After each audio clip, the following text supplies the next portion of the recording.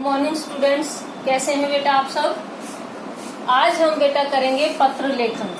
एक पत्र मैं आपको पहले भी करवा चुकी हूँ, उस समय हमने किया थे अनौपचारिक पत्र। दो तरह के पत्र होते हैं, औपचारिक और अनौपचारिक। हमने पहले अनौपचारिक पत्र किया था। अनौपचारिक पत्र जो है अपने मित्र और रिश्तेदारों को लिखे जाते हैं। आज हम करेंगे औपचारिक पत्र। औपचारिक पत्र क्या होते हैं बेटा, ये जो है सरकारी कार्यालयों के अंदर, स्कूल में या किसी अधिकारी को लिखे जाते हैं। तो ऐसे पत्रों का जो फॉर्मेट होता है वो मैं बताती हूँ। आज हम जो है एक स्कूल के लिए पत्र लिखेंगे, ठीक है। उसके अंदर किस तरह से उसका फॉर्मेट होता है, कैसे वो लिखा जाता है, उसको समझाती हूँ। देखो, सबसे पहले हम लिखते हैं सेवा में। उसके बाद पत्र किसे लिख रहे हैं, स्कूल के प्रधानाचार्य को, तो उनको संबोधित करेंगे। लेफ्ट साइड से लिखना शुरू करेंगे सारा पत्र हम। उसके बाद हम लिखेंगे प्रधानाचार्य महोदय, फिर स्कूल का नाम और पता, ठीक है बेटा। स्कूल का नाम लिखेंगे और पता लिखेंगे। उसके बाद देखो, स्कूल का नाम लिखेंगे और फिर पता। उसके बाद हम लिखते हैं दिनांक। जिस भी तारीख को हम वो पत्र लिख रहे हैं उस तारीख को हम मेंशन करते हैं, ठीक है। उसके बाद हम लिखते हैं बेटा विषय। विषय के अंदर क्या लिखते हैं, जिस भी विषय से संबंधित हमें पत्र लिखना होता है, ठीक है, जो विषय है। अब मान लो हम यहाँ पत्र लिख रहे हैं कि विद्यालय में खेल के सामान की समुचित व्यवस्था के लिए प्रधानाचार्य को पत्र लिखना है, तो हमारा विषय क्या होगा, खेल के सामान की समुचित व्यवस्था हेतु। विद्यालय में खेल के सामान की समुचित व्यवस्था हेतु, ये हमारा विषय बन जाएगा। इसको हम विषय के अंदर लिखेंगे।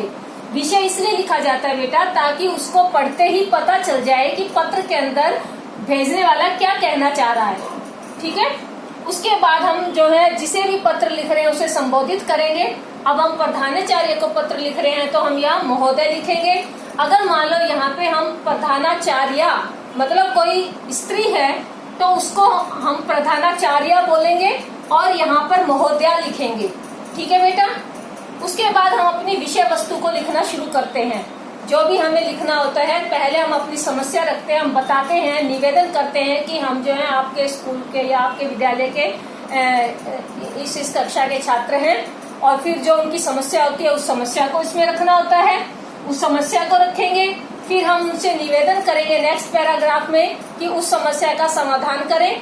उसके बाद आखिर में जो है, सबसे लास्ट में जो है, हम लिखते हैं सधन्यवाद। सधन्यवाद या धन्यवाद सहित, ठीक है बेटा। सधन्यवाद, ये यहाँ नहीं लिखेंगे, यहाँ मेरे बोर्ड में स्पेस नहीं था इसलिए मैं लिख के बता दूं। सधन्यवाद लिखेंगे। उसके बाद बेटा इसको जो है हम पत्र के सबसे आखिर में बाई साइड से ही लिखेंगे। उसके बाद आप लिखेंगे आपका आज्ञाकारी। आपका आज्ञाकारी, आज्ञाकारी या आपकी आज्ञाकारिणी, ठीक है। अगर लड़की है तो ऐसे लिखेंगे, या फिर आप ऐसे भी लिख सकते हैं आपकी आज्ञाकारी शिष्या। लड़की है तो शिष्या लिखेंगे, लड़का है तो शिष्य लिखेंगे। उसके बाद आप अपना नाम लिखेंगे, फिर आप अपनी कक्षा लिखेंगे, उसके बाद अपना अनुक्रमांक या रोल नंबर, ठीक है। ऐसे हम पूरे पत्र का जो है ढांचा तैयार करते हैं। पूरा पत्र इस तरह से लिखा जाता है। अब हम जो है एक पत्र लिखेंगे। आपकी बुक के अंदर एक पत्र दिया हुआ है कि अपने प्रधानाचार्य को स्कूल के अंदर, विद्यालय के अंदर खेल सामान की उचित व्यवस्था हेतु पत्र लिखें। तो वो पत्र कैसे लिखना है, जैसे जैसे मैंने आपको उसका फॉर्मेट समझाया है, हम वैसे वैसे ही उस पत्र को लिखना स्टार्ट करेंगे। देखो, सबसे पहले मैंने बताया था सेवा में लिखते हैं, तो यहाँ हमने लिखा सेवा में, फिर प्रधानाचार्य महोदय, फिर स्कूल का नाम लिखेंगे। आप MLZ रोहतक या कोई भी स्कूल का नाम लिख सकते हैं, ठीक है। उसके बाद हम लिखेंगे दिनांक। जिस डेट को हम वो पत्र लिख रहे हैं वो डेट 7 जुलाई 2020। उसके बाद मैंने बताया था आपको कि हम लिखते हैं विषय। अब विषय हमारा क्या है, विद्यालय में खेल सामान की समुचित व्यवस्था हेतु। इसी विषय को, इसी समस्या को लेकर हम अपने प्रधानाचार्य को पत्र लिख रहे हैं। अब आगे हम उन्हें संबोधित करेंगे महोदय। उसके बाद हम अपनी विषय वस्तु लिखना स्टार्ट करते हैं। क्या लिखेंगे? निवेदन यह है कि हम आपके विद्यालय की कक्षा 5 के छात्र हैं। सबसे पहले आप बताएंगे कि कौन पत्र लिख रहा है, वो अपना इंट्रोडक्शन देता है, अपना परिचय देता है। तो यहाँ पे हम जो है पत्र लिख रहे हैं विद्यालय को, तो खेल के सामान की समुचित व्यवस्था के लिए। तो ये किसी एक छात्र की तो समस्या नहीं है, पूरी कक्षा की समस्या है, तो पूरी कक्षा की तरफ से पत्र लिखा जा रहा है। ठीक है, लिखा हमने, निवेदन यह है कि हम आपके विद्यालय की कक्षा 5 के छात्र हैं।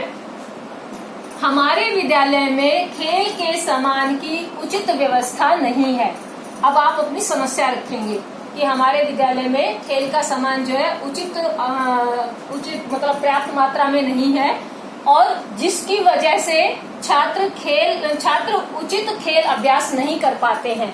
अब खेल का सामान प्रॉपर नहीं है, पूरी तरह से नहीं है, तो जो छात्र हैं, जो विद्यार्थी हैं, वो अपना खेल का अभ्यास नहीं कर पाते हैं।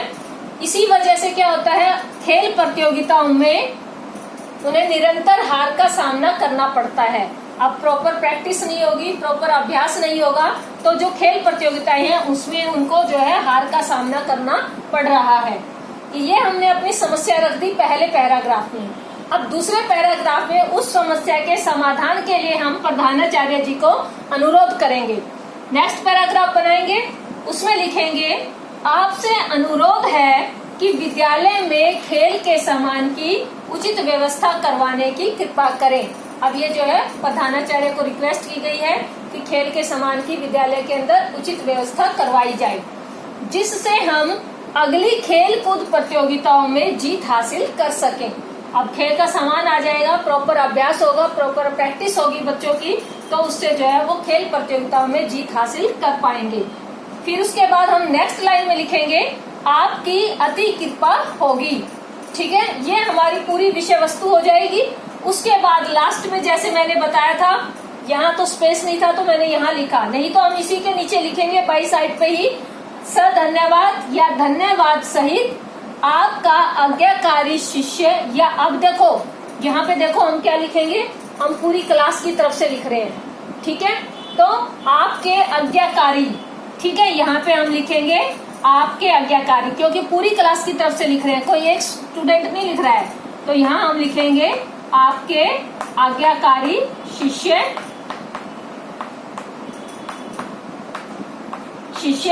उसके बाद कक्षा 5 के छात्र, सभी लिख रहे हैं ना, तो उसके बाद हम लिखेंगे यहाँ कक्षा 5 के छात्र, इतना ही लिखेंगे। अगर कोई एक पर्टिकुलर स्टूडेंट लिख रहा होता, किसी एक स्टूडेंट की कोई समस्या होती, तो हम उसके लिए यहाँ पर लिखते आपका आज्ञाकारी शिष्य, उसका वो अपना नाम लिखता, अपनी कक्षा लिखता और अपना रोल नंबर लिखता। तो इस तरह से बेटा ये हम पूरा का पूरा पत्र लिखते हैं। समझ आ गया होगा औपचारिक पत्र कैसे लिखा जाता है। औपचारिक मतलब इसके अंदर हमें औपचारिकताओं का ध्यान रखना होता है। कोई भी अधिकारी को लिख रहे हैं तो उसको कैसे बोलना है, कैसे अपनी समस्या को उसके सामने रखना है, तो ये सारी चीजें जो है इस तरह से लिखी जाती हैं। तो बेटा हमारा पत्र लेखन का औपचारिक पत्र हमारा पूरा होता है। इससे पहले मैं अनौपचारिक पत्र करवा चुकी हूँ। तो ये दोनों टॉपिक जो है औपचारिक और अनौपचारिक पत्र जो है, दो तरह के, औपचारिक और अनौपचारिक दोनों ही तरह के पत्र जो है आपके कंप्लीट हो चुके हैं। इस पत्र को जो है, इसकी मैं आपको फोटो सेंड कर दूंगी, इसको आप अपनी बुक के अंदर फिल करेंगे और नोटबुक के अंदर भी लिखेंगे। ठीक है बेटा, आज के लिए इतना ही, बाकी का हम कल करेंगे। ओके बेटा, have a good day, bye.